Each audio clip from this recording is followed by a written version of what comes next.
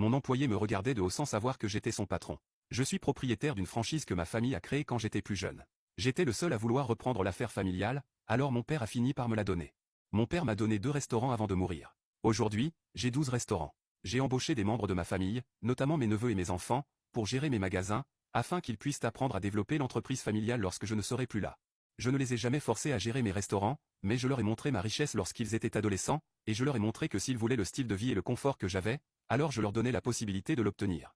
Ils ont tous compris que s'ils voulaient chacun avoir une part de mes restaurants, ils devaient apprendre à être un entrepreneur et à gérer une entreprise. Mon fils aîné, âgé de 30 ans, gère 4 magasins. Ma fille, 28 ans, en gère 3. Mon cadet, 24 ans, gère 2 magasins. Et mon neveu, 26 ans, 3 magasins. Je suis fier de ce qu'ils ont accompli, et j'ai la certitude que mon travail acharné sera pris en charge lorsque je ne serai plus là. De temps en temps, j'aimerais visiter un de mes restaurants au hasard pour m'assurer que tout est conforme à leurs normes et que tout fonctionne correctement. Je suis un homme simple et je n'ai aucun intérêt à acheter des vêtements coûteux pour impressionner les autres. Ma famille dit même que s'ils ne me connaissaient pas, je me fondrais dans la masse des sans-abri. J'ai ouvert la porte et j'ai attendu dans le hall avec 3 autres personnes qui avaient des familles. Tous, sauf moi, ont été pris en charge et assis dans les 5 minutes qui ont suivi. J'ai attendu, une serveuse m'a regardé et a continué à marcher en souriant. L'instant d'après, une autre serveuse est passée devant moi et m'a ignoré.